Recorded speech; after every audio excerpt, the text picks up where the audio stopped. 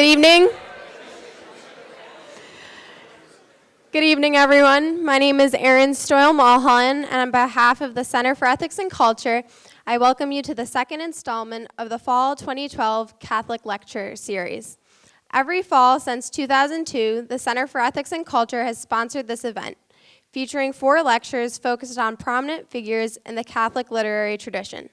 The series sprang from the Center's desire to expose the Notre Dame community to the richness of the Catholic literary heritage. The Center for Ethics and Culture hopes to promote writers both for the quality of their works and the uniquely Catholic dimension of their literary perspectives. For this year's Catholic Literature Series, we chose to revisit J.R.R. Tolkien, an author who has already been featured, but whose incredible talent and influence merit a second look.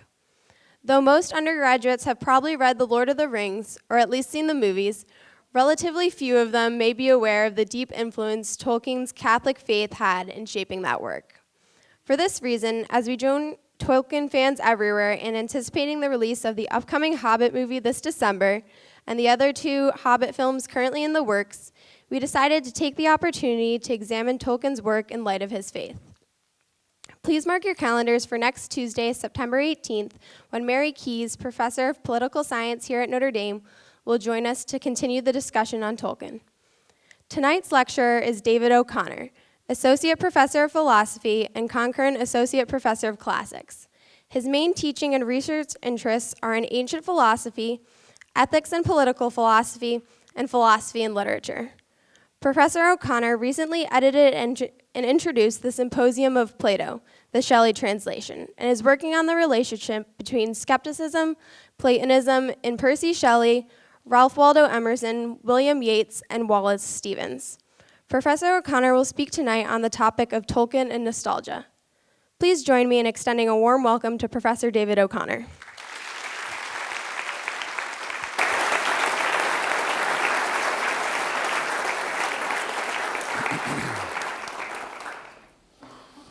Thank you very much.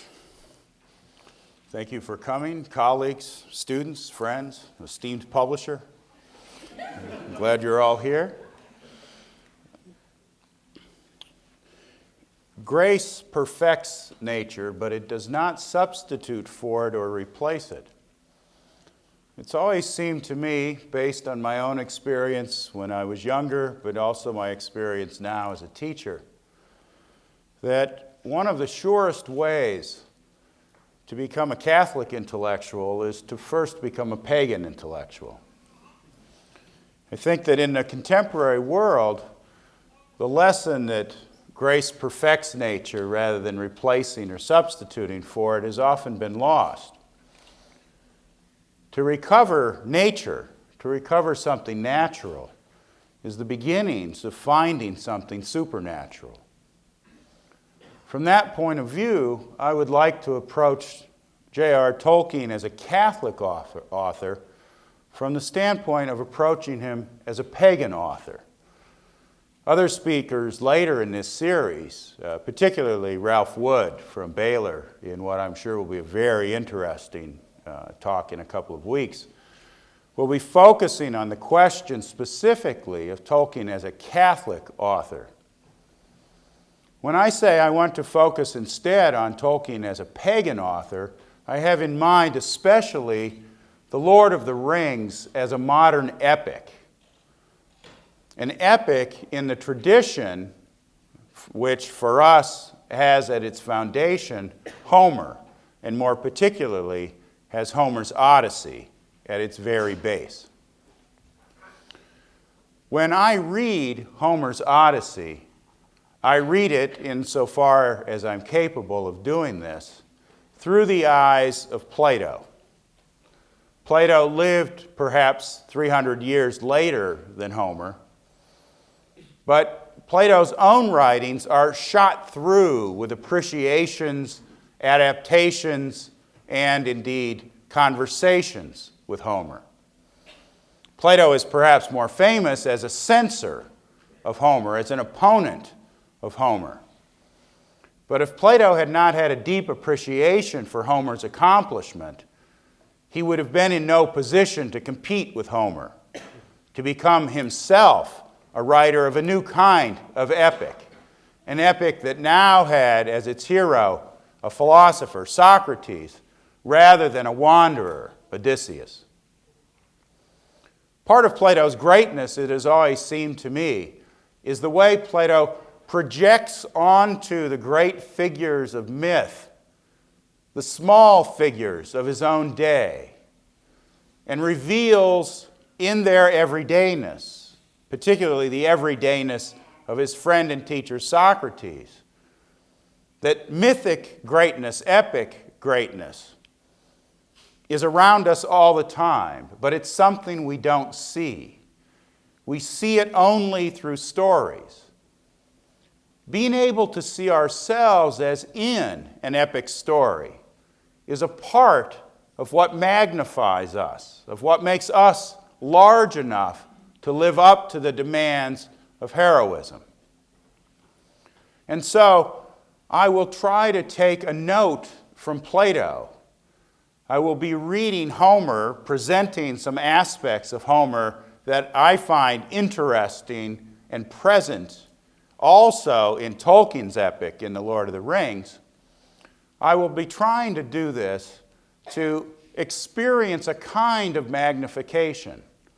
I want me first, but you too, to feel magnified when you read The Lord of the Rings, to feel like there's a realm of human possibility about which we are usually forgetful or thoughtless, so that the core of Tolkien's accomplishment is mindfulness, is thoughtfulness, to make something available to us that always lies there at our very feet, if only we could bend down and pick it up and examine it. I don't believe there has ever been a writer as good at revealing what's before us as Plato. I think that's what makes Plato the king of all the philosophers. Indeed, it seems to me Plato's much more important than that. I don't doubt that people will read Aristotle as long as they read philosophy, but I think they'll read Plato as long as there are books. The only author who seems to me even more magnificent than Plato is Shakespeare, and I suppose we'll read him as long as there are human beings. That's big company to put Tolkien into. Perhaps it's too big. But I think it will be better to fail by finding Tolkien too great than by diminishing him and finding him too small. My title tonight is Tolkien and Nostalgia. The word nostalgia is not normally taken as praise. If someone says that a work is nostalgic, that usually means we want to diminish that work. We want to put it in a box, and we want to say it's the meanderings of an old mind trying to stay at home and refuse to face something modern, something contemporary, something now.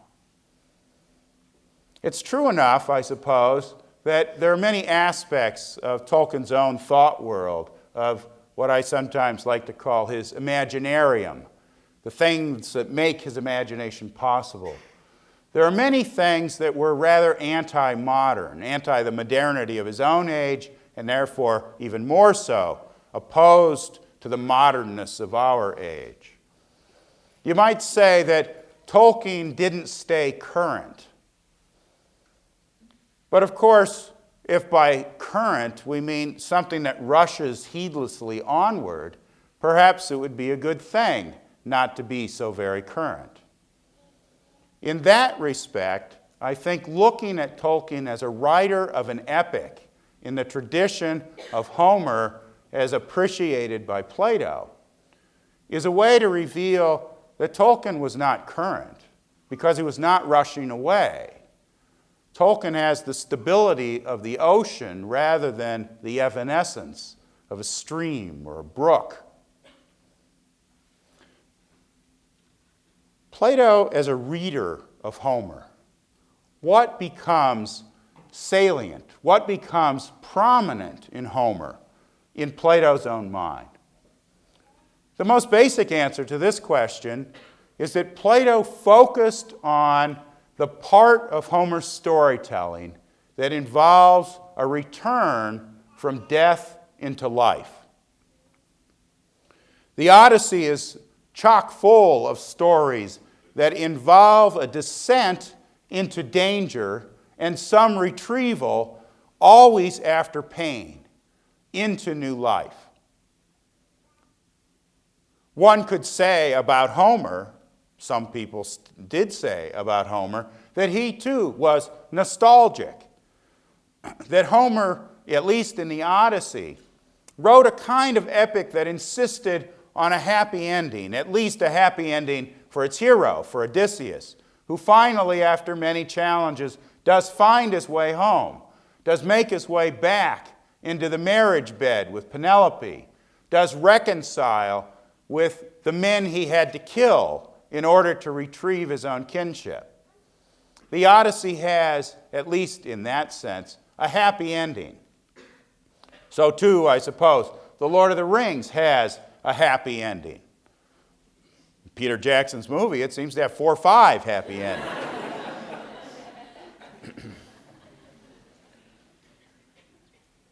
But the ending isn't all happy any more than it was in the Odyssey, because the pain that was required to get to that happiness does not disappear from this, our human world. Grace may perfect nature, but nature as such remains broken and pained. Frodo has 9 fingers. They don't grow back. As Nietzsche said, it's only in lower animals that limbs that are lost can be regrown. Frodo was no scorpion. He's a human. His brokenness is an emblem of the price that we pay for an epic that has a happy ending. It turns out the happy ending can't be true for everyone. And indeed, the happiness itself cannot be complete for anyone. We fight with the fact that we live a human life and our stories are never completely satisfying. Pain that is an adventure looked back upon is yet a kind of pleasure, but that does not remove the fact that it's a pain. When Sam bursts into tears on the field of Cormoran, when, lo and behold, a bard comes to sing the story of Frodo of the 9 fingers, those tears are tears of exhilaration, of finding his dream of being part of a story come true. But yet they're still tears of pain and tears of sympathy, because the very title of the epic tells us that Frodo could not be saved. He could not be saved by nature, even if he could be saved by grace. Plato looks at these cycles of descent and ascent, at the plunge into death or the threat of death, and into the retrieval from it, and at the ways that that retrieval is always incomplete and still touched by the descent, and forms of it a whole philosophy of human life and of the place of philosophy within that human life. But he learned it from Homer. He learned it especially from a few particular stories in the Odyssey. And let me just remind you of some of those stories.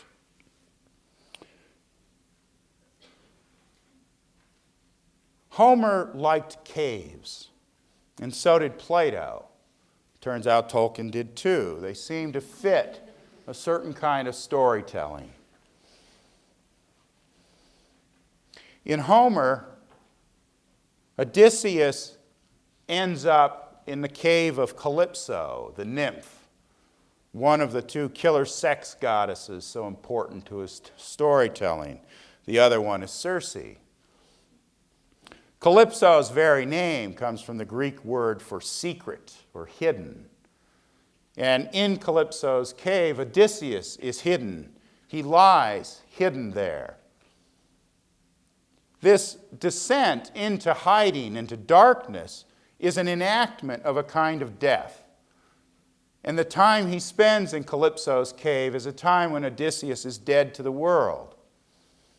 The emblem of being dead to the world for Odysseus and indeed throughout the Odyssey, is an inability to go home, to have no homecoming. One's tempted here to mention The Wizard of Oz as the greatest of all American movies, in part because it captures the mythological power of wanting to go home. On Calypso's island, Odysseus is in a kind of dead world. But Calypso's is not the only cave that's emblematic of the dead world. The most famous cave of all, I suppose, from the Odyssey as a part of popular culture is the cave of the Cyclops, Polyphemus. In that cave, Odysseus's men face a real death. They're killed by being cannibalized. These two caves define different interpretations of what it means to enter the dead world in the Odyssey. On the one hand, there's the cave of savagery, the cave of something that's below the human, beneath it, the uncivilized. But in that very savagery, the Cyclops, Polyphemus, represents an emblem of divine power. Polyphemus is the son of the god Poseidon. He is also utterly self-sufficient, a law unto himself, as Homer tells us. It's Polyphemus as an emblem of a kind of power beyond good and evil that figures into the imagination of the Odyssey.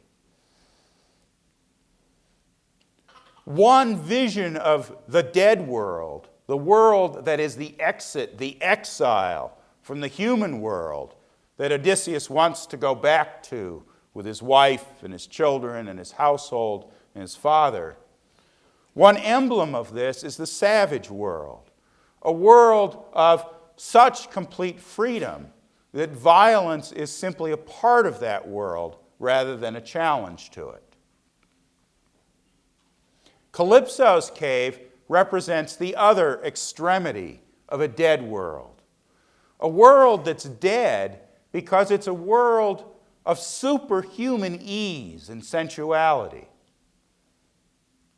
The problem when you're in Polyphemus's horrid world, the savage world, is that you forget how to get home because you're so focused on meeting violence with violence. You lose your mindfulness of what it means to live a normal human life because you're forced by the necessities of savagery.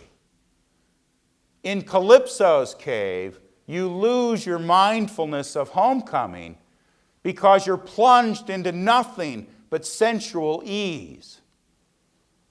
The perfect consumer society where not even a credit card is necessary for good food and easy sex. Homer's imagination runs constantly between these extremes, the extremes of a subhuman savagery that's emblematic of a kind of freedom and power, and of a superhuman civilization that makes us forget how we need to return to the regular challenges and difficulties of domestic life. The two caves, Calypso's and Polyphemus's, seem to be emblematic of this view of human life, the view of homecoming and of mindfulness, then, that requires of us some attempt to find a middle ground, a middle way, something that's neither too easy, super civilized, nor too free, the savagery of Polyphemus's own being a law to himself. It turns out that in Greek, these two ideas about going home, about homecoming, and about mindfulness are very closely related. The Greek word that Homer constantly uses to name homecoming is the word nostos. This is what all of the heroes desire, what they all long for, is their homecoming. The Greek word for mindfulness is the word nous, usually in later Greek contracted to nous, the famous philosophical word. The word for mind or for intelligence. It turns out that in Greek those two words are based on the same root. The most basic form of mindfulness is exactly mindfulness about going home. To be thoughtful at its most fundamental level just means to remember where you came from and to keep that as your goal. The opposite of this mindfulness, the opposite of keeping in mind your home, is another famous Greek word, the Greek word lethe, a word that means forgetfulness, but that also means hiddenness. So it's especially at home on an island like Calypso's. Part of what we find in the Odyssey, then, is a certain view of the core of human life. Human life is primarily about knowing where your home is and about doing everything you can to get there. The thing that opposes getting to your home, the thing that undermines your thoughtfulness, is a kind of forgetting, lethe. Lethe is also the name of a river in the underworld, and Plato makes much use of it. It's the river in the underworld that makes you forget when you're bathed in it. Plato puns on this word. He makes it connected to the Greek word for truth, the Greek word aletheia. He treats the A in front of aletheia as if it's like the A in words such as apolitical, as if it's a negative. So that the word for truth in Plato is treated by a pun. It's not actually true etymologically, but he treats it as a pun that truth is effectively resisting forgetfulness. So that mindfulness in Plato is very closely linked to the basic epic pattern of seeking one's homecoming. When Odysseus ends up on the island of the witch Circe, his men are given a drug by Circe that turns them into swine, and she feeds them swinish food. The description of those men is that they lost their mindfulness because they forgot their nostos. They lost their mind in the sense that they no longer realized they needed to get home. Odysseus, with some divine aid, is able to resist Circe's charms. And so he keeps his mind and remembers that he needs to go home. He's able to break Circe's enchantment, and he and his men get to stay on her island for a year. Her island, much like Calypso's, is a land of ease and enchantment, a kind of paradise. But it's also a dead world, because it's a world that blocks a return home. As you might imagine, Odysseus is treated even better than his men because he gets to sleep with Circe. And after a year, his men come to him and say, "Odysseus, we've been here a year. Now it's you who are forgetting our homecoming." Odysseus' men have their mindfulness overcome because they're overpowered. So that in Circe's palace, they are treated like the men were treated in the cave of the Cyclops. But Odysseus himself is overpowered by pleasure, by ease. They both have the same experience of a loss of mindfulness. But one loses mindfulness because he falls into savagery, and the other loses mindfulness because he falls into a kind of paradise that itself cannot be human. It's this set of ideas that Plato was attached to in Homer. So when Plato tells the story in the Republic of how philosophy can save politics, he always tells it with something else in mind, with the essential disappointment that politics will always enforce on philosophical solutions.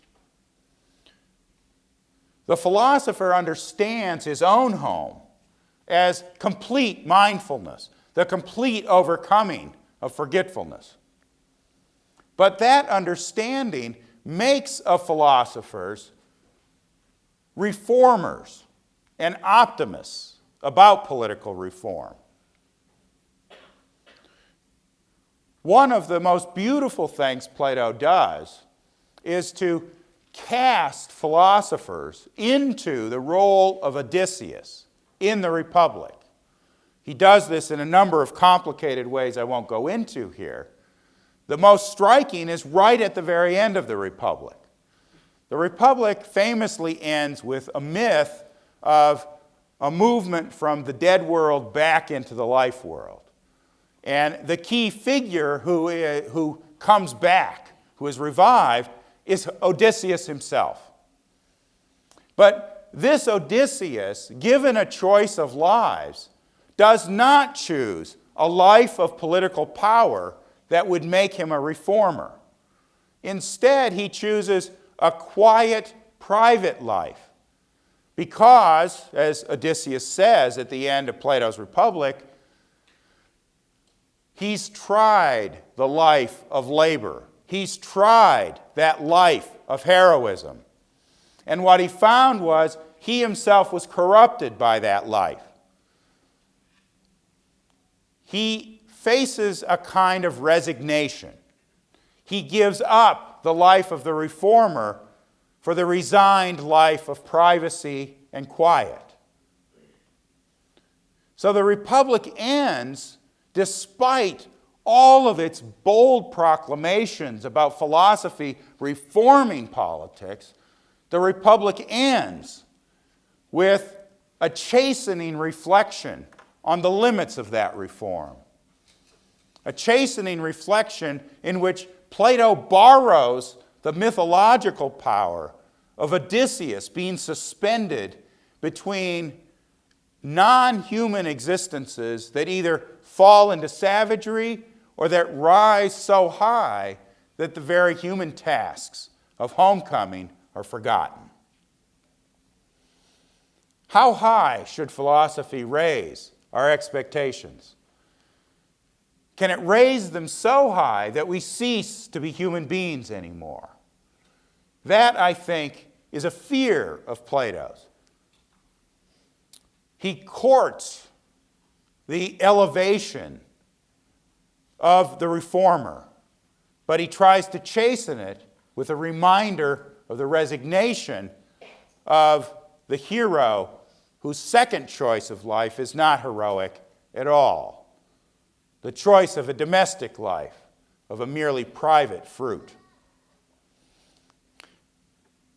This Platonic tension between optimistic reform and what might look like rather pessimistic resignation seems to me to go to the heart of the issue of Tolkien's Lord of the Rings.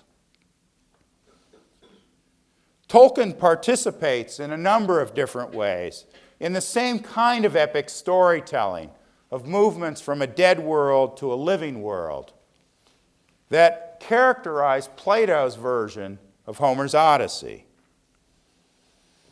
I suppose the most powerful version of this is in the storytelling about Lothlorien, the realm that Galadriel is the queen of. The men of Gondor, Boromir being exemplary of them, have certainly heard of Galadriel's realm in Lothlorien, but they think of it very much the way that Circe's realm is presented to us in the Odyssey.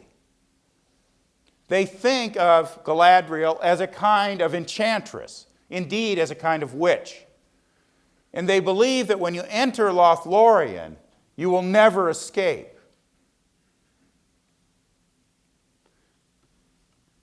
I think that Tolkien likely had the story of Circe in his mind when he wrote the story of Galadriel in Lothlorien. The attitude of the men of Gondor to Lothlorien is not completely mistaken.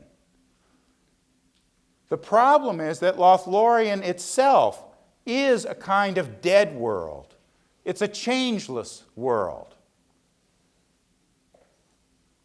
Clearly, it's not a world like the dead world represented by the Cyclops cave. But is it a dead world like the world represented by Calypso's cave, by Circe's palace? We notice that when the travelers enter the realm of Lothlorien, they lose track of time. Things become timeless there. That timelessness is something they need to shake off to go on with their quest. They could be tempted to stay, as they were earlier tempted to stay in Rivendell, another elven realm. The elves themselves, we find out, are not much given to things other than nostalgia. They feel the pain of homecoming so deeply that they've become inactive here in this late age of the world. It's the elves, I take it, not Tolkien himself, who suffer from a negative kind of nostalgia. A nostalgia in which they're willing to inhabit mere memories. They do not make these memories productive or creative. In this respect, they preserve much of great beauty and worth, but they do not produce those things with fertility. As Legolas says to Gimli at one point, the difference between men and elves is that while men's projects often fail of their achievement, they seldom fail of their seed. The human world is a world of seed, is a world of reproduction and growth. So that human beings have to face the pain of their homecoming. The fact that that homecoming will be essentially incomplete and imperfect. The achievement is never full. They must face that in order to go on. Tolkien's way of working this out seems to me part of the beauty of the storytelling. When the travelers enter Lothlorien, there is an extraordinary passage. I think people usually read Lothlorien simply as a paradise. It's true it's a kind of paradise, but I think it's the kind of paradise you enter when you die, not when you live. They have to cross a little river, the Nimrodel, and it turns out the bridge is broken down.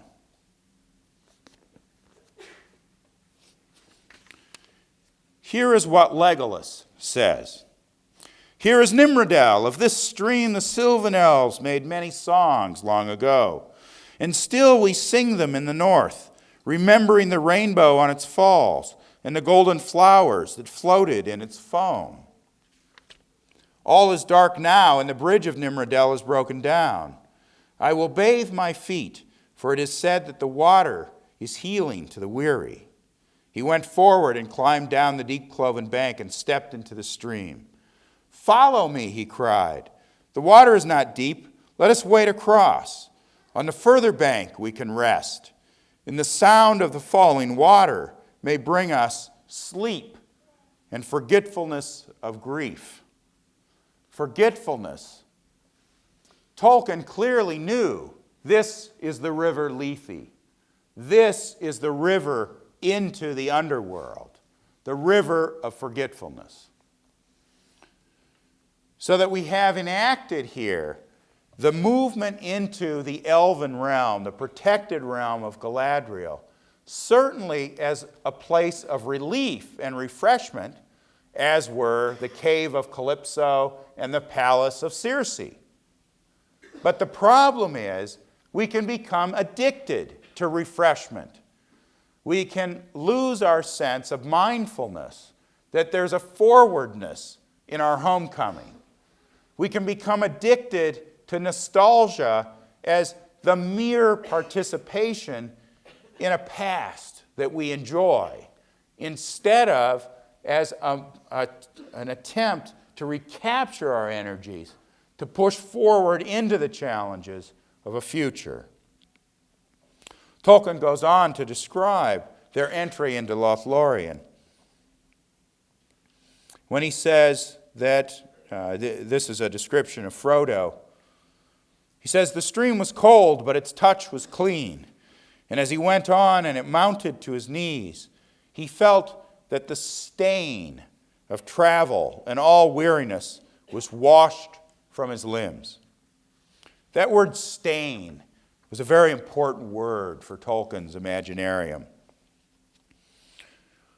When they finally reach the center of the elven wood, here is the description that we have. Frodo stood a while, lost in wonder. It seemed to him that he had stepped through a high window that looked on a vanished world. A light was upon it for which his language had no name. All that he saw was shapely, but the shapes seemed at once clear-cut, as if they had been first conceived and drawn at the uncovering of his eyes, and ancient, as if they had endured forever.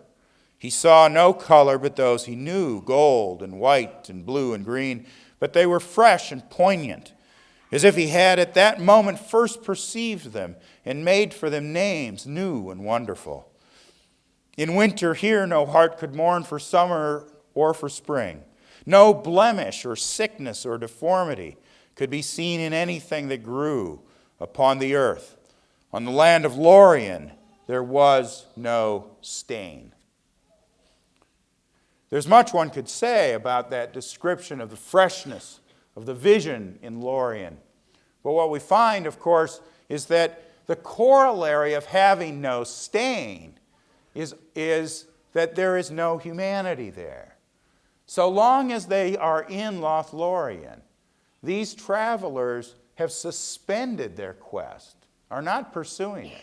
If they took Lothlorien as their homecoming, they would not complete what they set out to do. Boromir was not all wrong about the Lady Galadriel, the enchantness, the Circe figure of this great epic. I think we, as readers, sometimes linger too long in Lothlorien, sometimes feel an affection for elvishness that Tolkien himself called into question. Beautiful the elves surely are. Wonderful they are. They provoke Frodo's wonder in this passage. But it seems to me that as readers, as Tolkien did as a writer, we are forced to criticize the elves for their nostalgia. The elves' nostalgia is not Tolkien's nostalgia. Tolkien's nostalgia is the nostalgia of Frodo of the Nine Fingers, the pain of a homecoming in which we're broken, in which we're never completely healed. It is not the fantasy of a perfect world protected by a ring of power that ultimately connects us not to something perfect, but to something evil.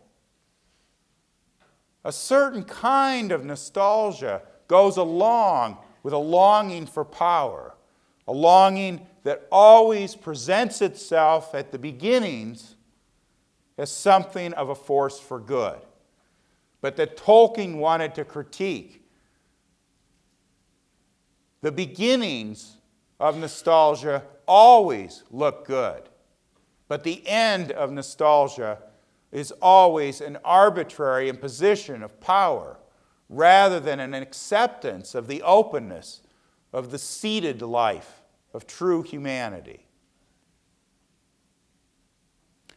Lothlorien, I say, is a dead world, as much as Circe's realm was a dead world in the Odyssey, as much as the philosopher's fantasy of a perfect world in heaven that excuses every action here on earth is a fantasy that serves a certain view of power.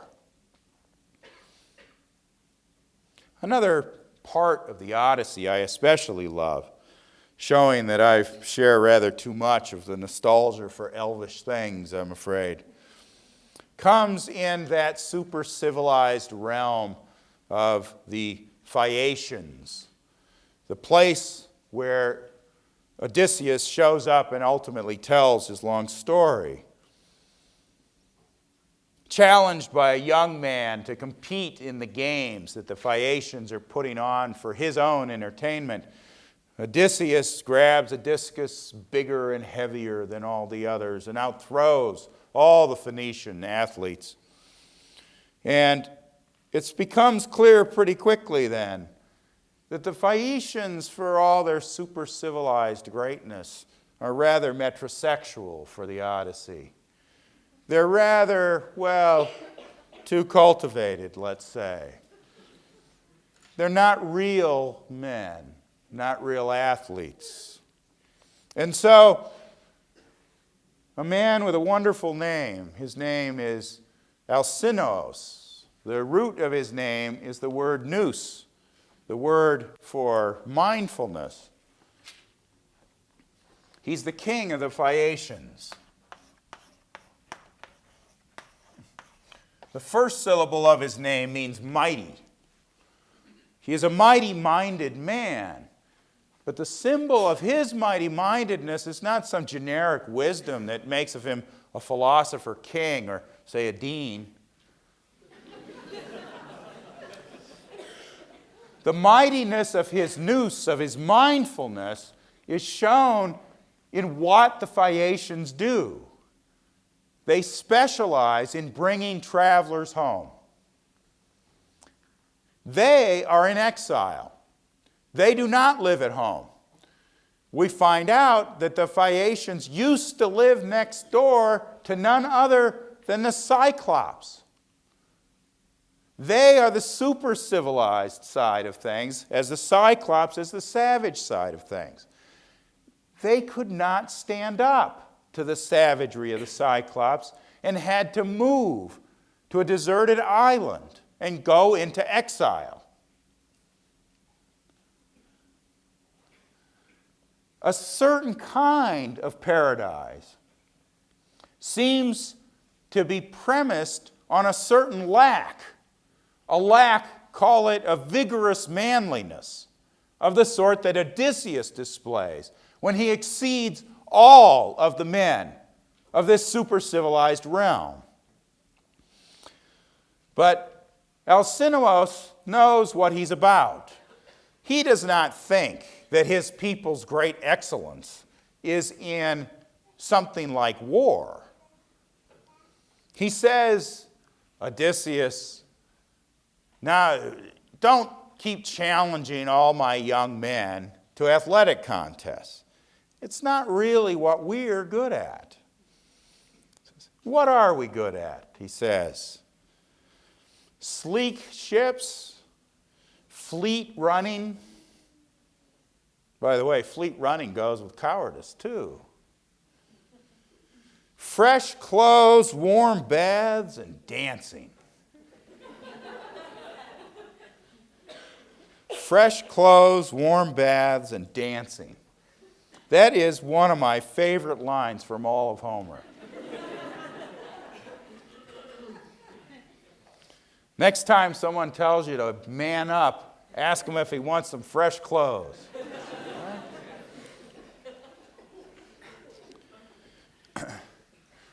It's true that Odysseus could not have been saved, could not have gone to his homecoming without the support of the super-civilized, of the soft, of the overly musical, and the underly gymnastic, to use a Platonic distinction. He could not have gotten home without the overly cultivated. But it's also true he could not have stayed home if that's all he was. If Odysseus were a Phaeacian, when he got home, he never would have been able to kill all the suitors and take control back over his home of Ithaca. When Frodo goes home, he would really like there to be an end to violence. He concedes to his younger, rather more Odyssean friends that perhaps violence must come, but there should be no more than is absolutely necessary. And Frodo quickly fades into the background when it becomes clear the violence is necessary. Frodo cannot go home to the Shire, in part, of course, because of the pain that he still experiences, particularly the pain that reminds him of being stabbed on Weathertop by the Witch King and of the bite from Shelob, the monstrous spider. But there's another reason he can't go home.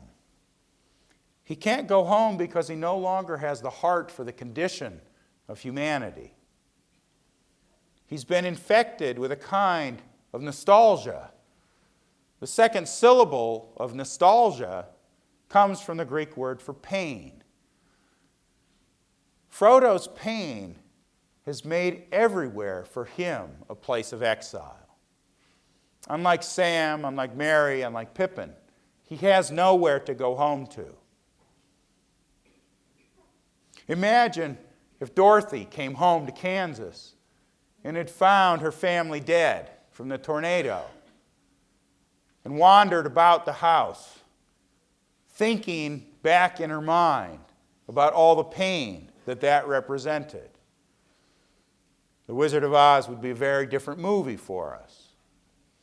It wouldn't have the rash of happy endings that preserves it in so many childhood imaginations. Although even Glinda the Good Witch used to scare the hell out of me.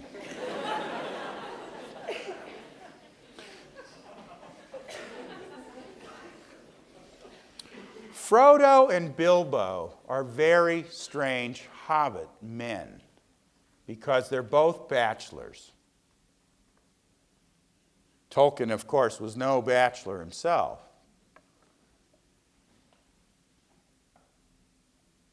When in the last words of The Lord of the Rings, Sam says, "I'm back," it's because he has his child on his lap and his wife in his bed. It's a return to the domestic that ends The Lord of the Rings. There is something about Frodo, as there was something about Bilbo, that makes of them, as any number of characters point out, rather elvish. They have an elvish air about them.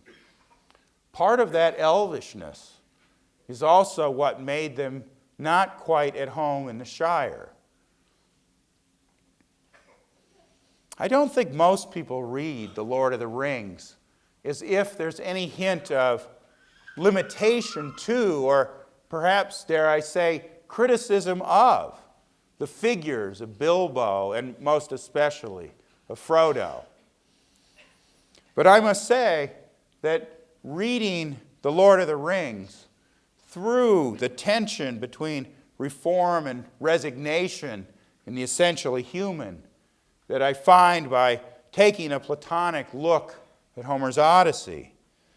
It has made me rethink my own response to Frodo. The mere fact that I'm a bit of a Phaeacian and like too much the fleet running in fresh clothes to warm baths to get ready for dances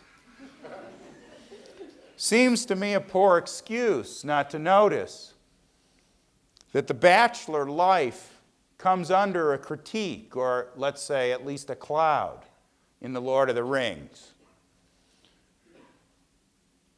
I hope with Sam to say, I'm back. After all, Sam did not say that merely because he had all 10 fingers. He too had real hurts that could never be quite repaired. Is Sam a truer hero than Frodo?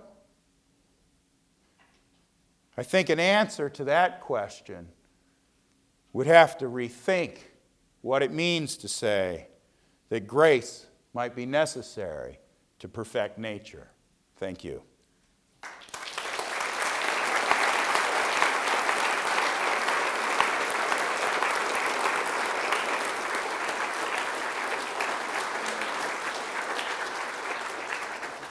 Thank you to Professor O'Connor. We'd like to take any questions at this time.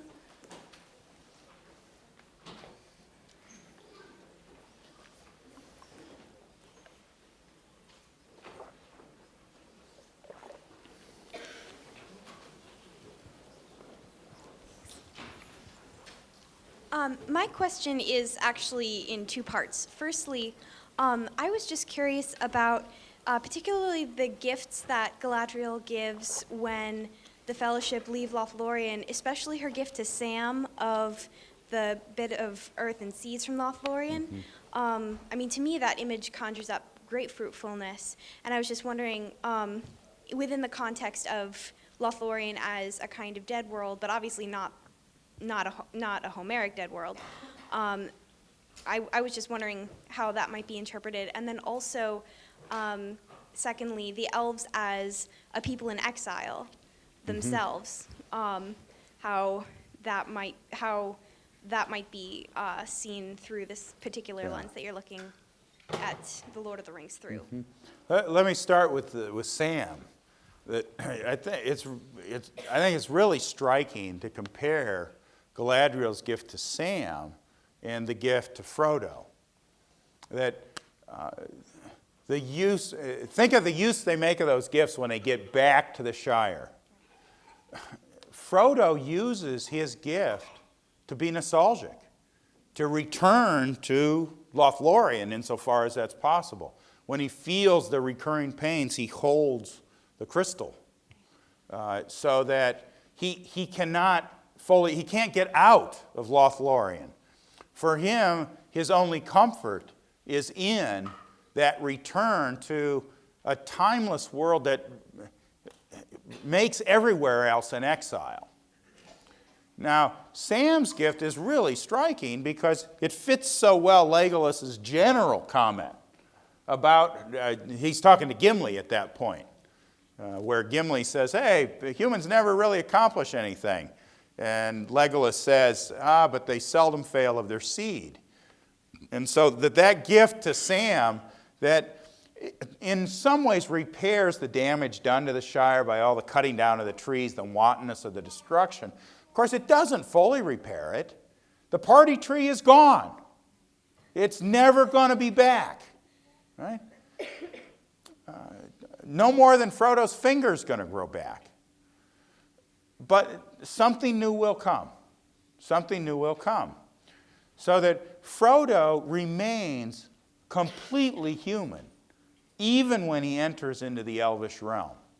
And it's really Sam who starts to get antsy and knows it's time to go. The same thing happens in Rivendell. So that Tolkien, and it's not like I'm saying anything new here about the figure of Sam, Sam is the most rooted character in any number of different ways. No wonder he's a gardener. right? That's a part of the story here. The question about the elves as an exiled people, I'm not sure what I want to do with this in The Lord of the Rings. One of the difficult questions of how to respond to The Lord of the Rings is, what do you do with all the knowledge we have of the backstory? So, in Tolkien's own absolutely insane mind, the Lord of the Rings is like this big, and all the other stuff is this big.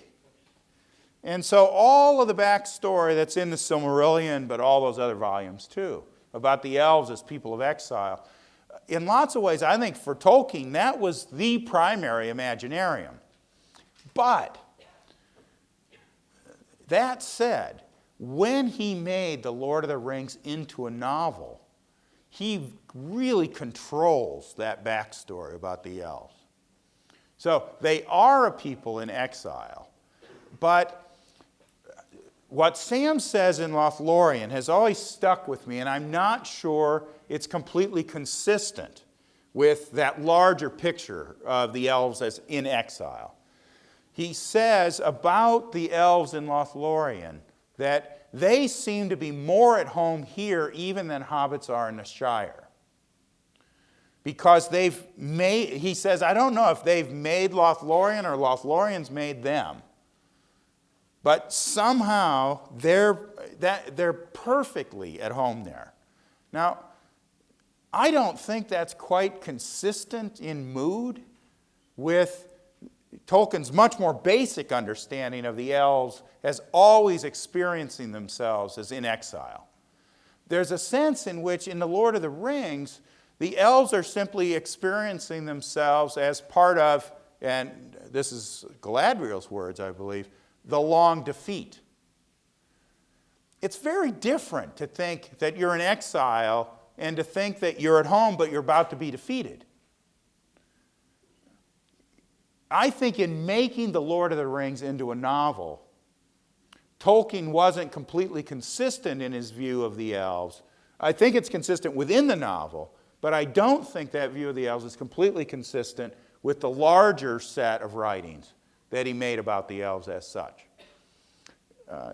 You'd have to want to become more of a Tolkien scholar than I want to become to make that stick. I mean, I've read a pretty large amount of stuff about elves from him, but there's some limit to what I'm willing to do to pin down this hypothesis.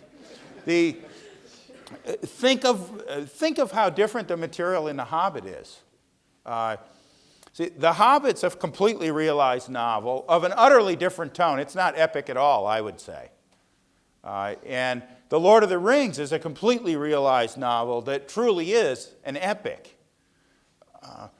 I don't think the stuff that he wrote about the elves falls into either of those categories. A lot of it is a kind of creative narrative theology. And so you'd have to come to terms with those genre differences to give a richer answer to your question. I want to say something about Tom Bombadil, though, your question reminded me of. I think it's really important in The Lord of the Rings that there are nature principles, earth principles, who couldn't care less about The Lord of the Rings. Tom Bombadil is one, and he is clearly another kind of, you enter a realm that's dead to the world, and then you got to decide, are we going to leave or not? Right? Bombadil himself is a particular kind of nature principle. That's why the ring doesn't mean anything to him. But he's not the only one. Shelob is a nature principle. She doesn't care about the ring. She's going to eat up whoever it is. If the ring's left over, that's fine. Right? Another nature principle is the mountain, Karathras. It has a will of its own. It just doesn't like people to get across it. The movie absolutely changes the modality of that. because they got Christopher Lee as Saruman sending the cloud. That's a mistake. That hits a false note, because it's really crucial that there's nature that isn't involved with all of this elvish crap about power. Right? I think that's crucial for the book. It's part of the, you might say, the deep environmentalism in the book. So I think of those figures as raising a series of questions about the accomplishment of the novel that could actually undermine it if you took them as primary. I take them as chastening, too. I take them as these figures, Shelah, Bombadil, Karathras. I'd say the Watcher in the Lake is another nature principle. I mean, I don't think that is essentially a Sauron creature. I think it's a nature creature. I take all of those as equally chastening of Elrond and of Sauron. Because all those guys are all about rings and power and that stuff. That's not nature. That's an overlay on nature. So, I wanted to say that, but I'm not sure that answered any question of yours. It answers a question of mine.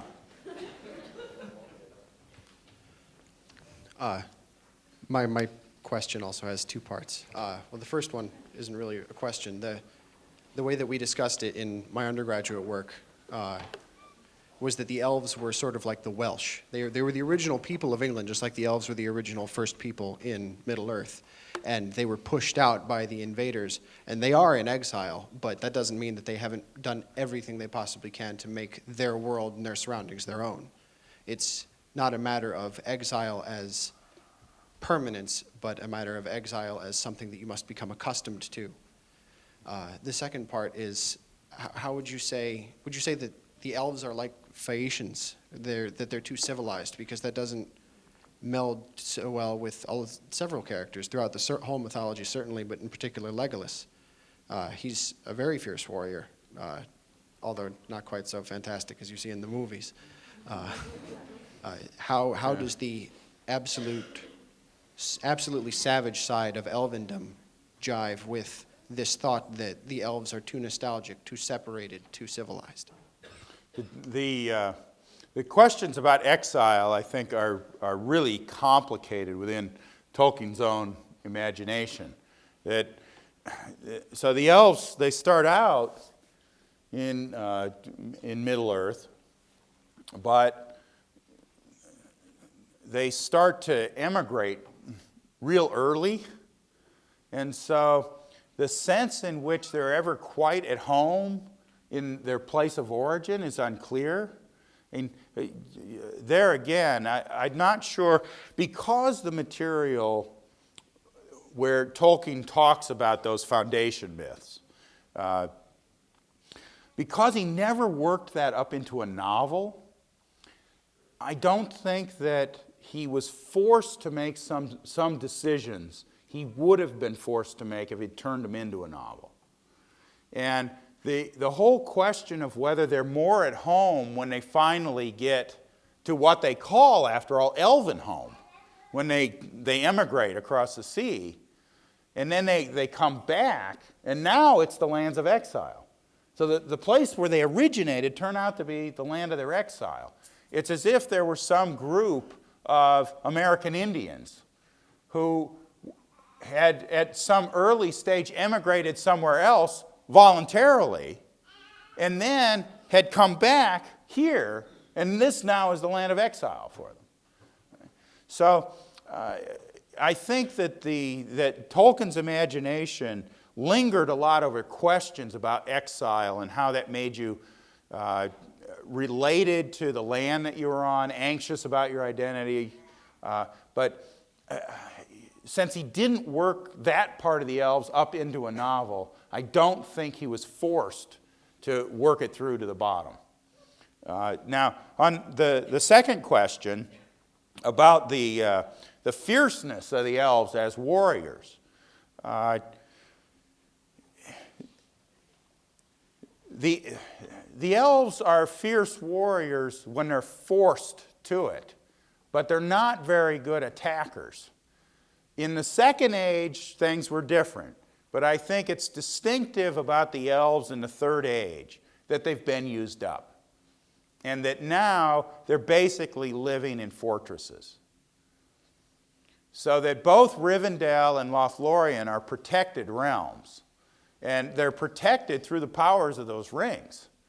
As Galadriel says when she reveals that she's a ring bearer to Frodo, don't think it's just through the slim bows of the elves that the borders of this land are protected. And she shows him it's the ring. The ring on Galadriel's hand is the replacement for the warrior culture that was still true of the elves back in the Second Age, I think. I think that's part of the picture, that warrior mentality has been leached out of them. Mostly because of civil war, of course. They killed each other. Yeah. Is that why Legolas is so different when interacting with the other elves? Because he's not one of them. He's not from one of the fortresses. He's from the north. He's from where they still are. Yeah, and he's from the sticks. Yeah, Legolas is from the sticks. He's not a high elf. You know, it's important that he's, Legolas is like a Hoosier elf.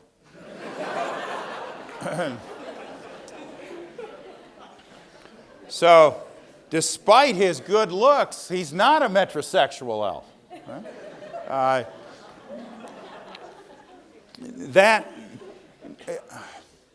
That aspect of Tolkien's picture of the complexity of the elvish world, it comes out not at all in the movies. It would have been very hard to do in the movies. Actually, Peter Jackson tried. They actually have different kinds of clothes and stuff, but they all just seem like elves. But I think even in the novel, it's unusual for us to have a very strong sense of Legolas's distance from elves like Elrond and Galadriel. And when he gets to Lothlorien, the guard elves that they interact with seem to interact with him just as a peer. You know, you don't get a strong sense that he's a bit of an outsider to them there. And he spends all of his time with the elves rather than with the other travelers while they're in Lothlorien. So it's an aspect of the storytelling I'm not completely satisfied with. It's clearly something that in other writings of Tolkien was very much on his mind.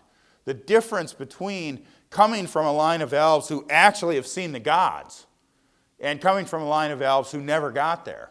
That's crucial for him. And Legolas is one of the dark elves in that respect. But in the novel, he doesn't do much with that, I would say. There are linguistic things he does. Yeah. Yes. Yeah, it fits the right dialect. But he doesn't do anything much more than point to it that way, I would say.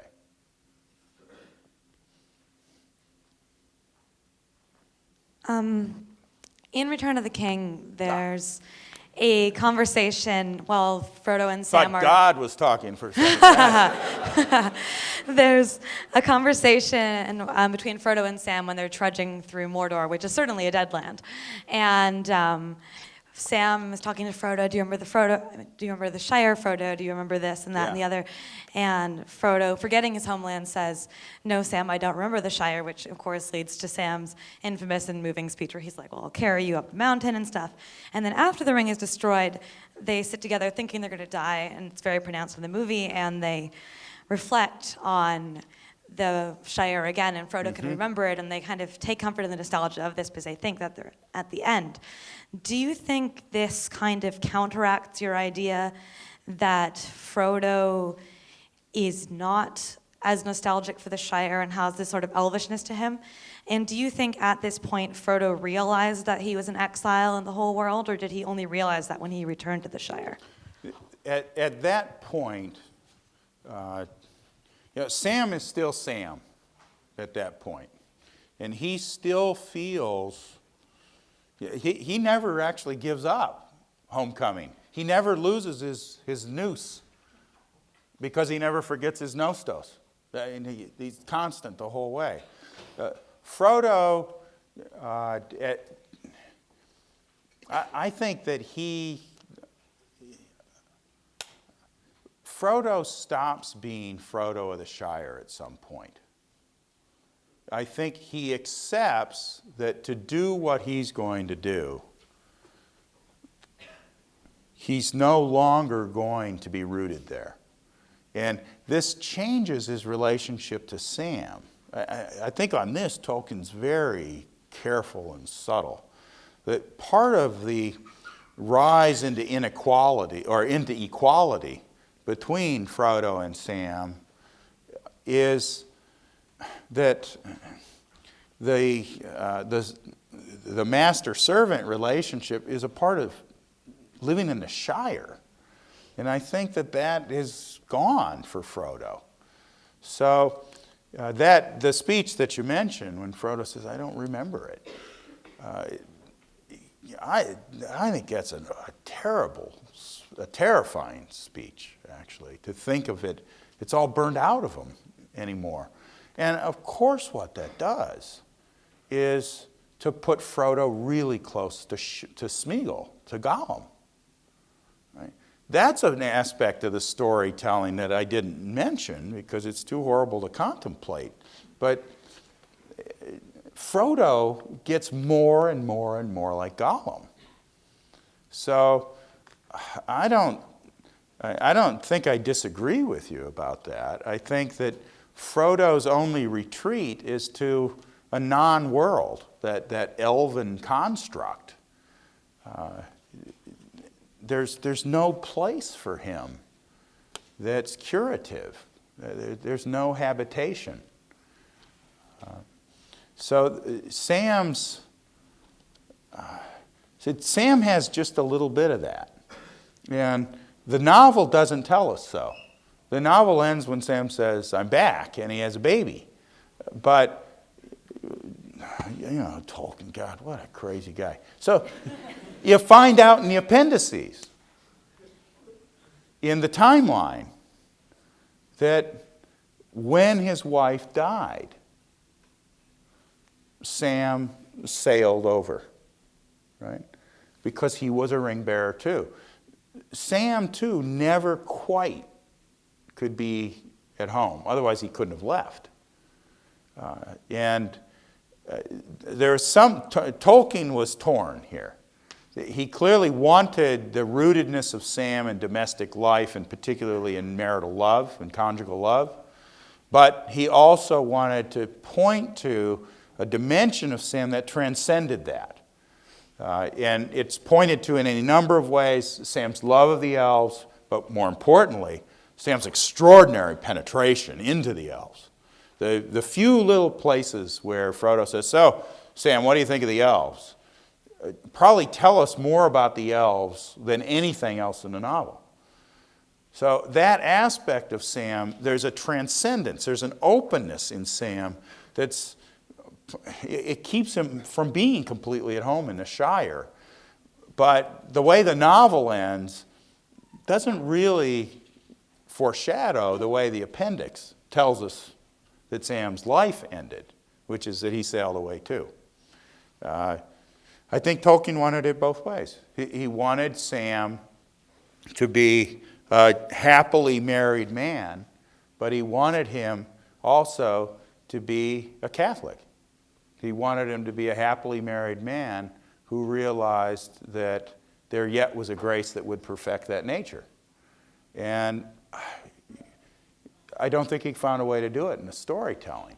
The closest he comes, and maybe this is close enough, is in the scene when they're traveling in Mordor, and Sam has just been reflecting, if I remember right, on their place in the story.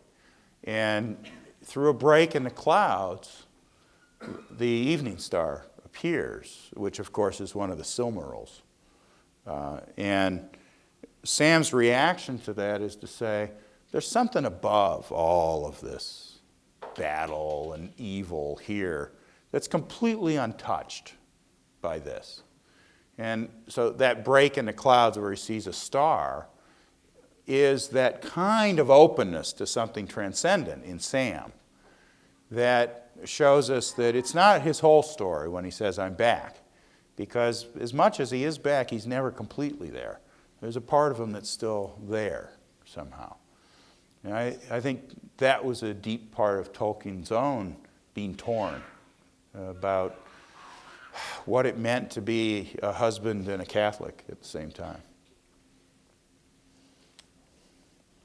Great. Well, we want to thank you once again for coming and talking to us. Thank you.